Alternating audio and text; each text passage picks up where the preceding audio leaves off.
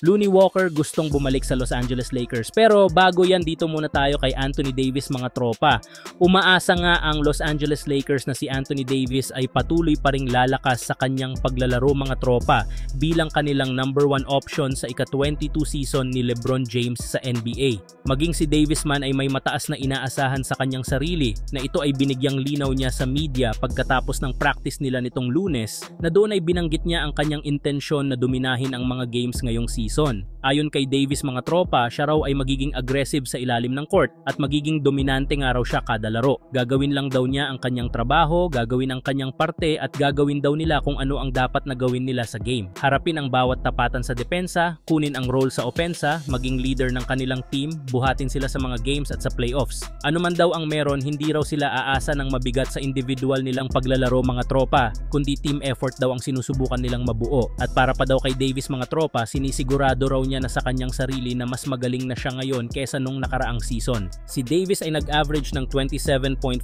points, 12.6 rebounds, 3.5 assists, 1.2 steals at 2.3 blocks per game habang may shooting na 55.6% sa field nung nakaraang season at napasama pa siya sa All-NBA second team. Ito ang kauna-unahang season ni Davis na kasama niya si LeBron kung saan na siya ang naging mas magaling na player ng kanilang team na si LeBron naman ay nag-average ng 25.7 points, 7.3 rebounds at 8.3 assists at napasama naman si LeBron sa All-NBA third team. Sa kabila ng pinagsamang paglalaro ni na Davis at LeBron mga tropa, ang Lakers ay naging pang-7 lamang sa Western Conference at nalaglag nga sila sa unang round ng playoffs. Ngayon nga ay naglalagay itong si Davis ng maraming pananagutan sa kanyang sarili na siyang araw ay magiging mas magaling na version na player ngayon kaysa sa nakita natin sa kanya nung nakaraang season. Samantala, dahil nga binitawan na si Looney Walker ng Boston Celtics ay isa na naman nga itong free agent. Kung matatandaan, isa sa free agent na NBA player na natagalan bago makahanap ng kanyang team sa nagdaang off-season ay ang shooting guard na si Lonnie Walker.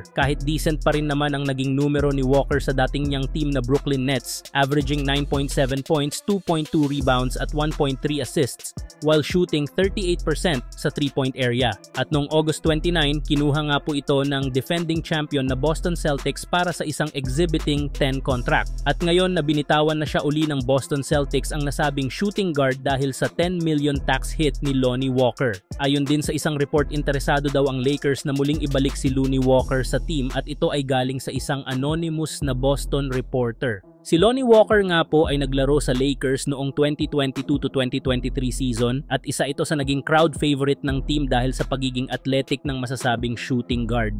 Pinaka-memorable game ni Walker sa Lakers ay noong 2023 playoffs kung saan sa Game 4 matchup ng Lakers kontra sa Warriors ay pumutok nga po ang nasabing shooting guard noong 4th quarter kung saan gumawa ito ng 15 points at nakuha ng Lakers ang 3-1 lead sa Warriors. Ang tanong, dapat nga bang ibalik ng Lakers si Lonnie Walker mga tropa?